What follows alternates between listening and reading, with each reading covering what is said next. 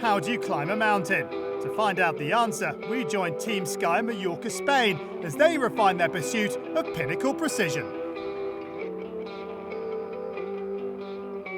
Winning a mountain stage of a race is one of the most physically demanding challenges in sport. Tour de France champion Chris Froome and his team explain just how grueling climbing is. When someone asks me, how do you become such a good climber, two things come to mind, and that's power and that's weight. You obviously work on your power by training. First of all, spending the hours on your bike, getting that fitness up, getting that sort of base level of fitness, and then doing the more specific work on the climb and learning to be able to sustain that kind of power. Then obviously being at the right body weight. If you're carrying an extra 5 kilos, that's massive. It's absolutely massive, and if you can drop a kilo when you really need to be light in the mountains, you can feel a huge difference. It's just that much easier to race when you're that little bit lighter. Climbing is a special thing, and it's also the phrase everybody uses, like, I'm not a climber. For me, it's suffering. I can train it, and I could get a little bit better, but I could never follow them. Like, I could lose weight and everything, I could try everything, but I would never be like capable to follow them. When it's over for us, it just starts for them.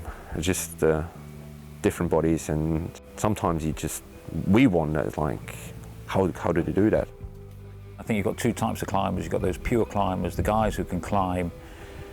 It's their specialisation, and they are pure climbers, and they're normally, they've obviously got very good power to weight, quite small guys, and they wait for their moments on the climbs, and off they go. And then you've got the guys who can climb, but they can also time trial. The all-round kind of riders like your Bradleys and Chris, they're brilliant climbers, but actually they're all-round riders as well. And I think there's slightly different characters in my opinion. The smaller, sort of the little mountain goats type characters, they wait for the moment. They wait, and they go bam. They're wily. To me, there's something very fluid about a pure climber when you watch how agile they are, and how nimble they are, and how much they can just fly up a mountain in a very, very kind of aesthetic way.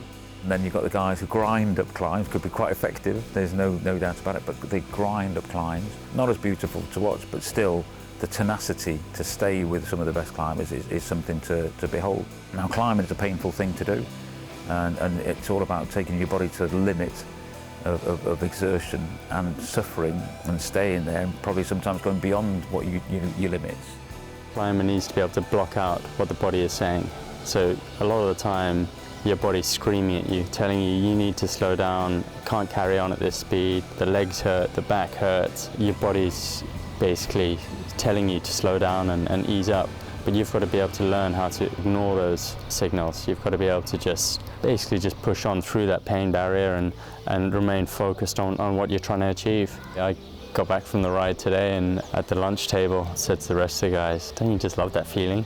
And they all looked at me and said, yep.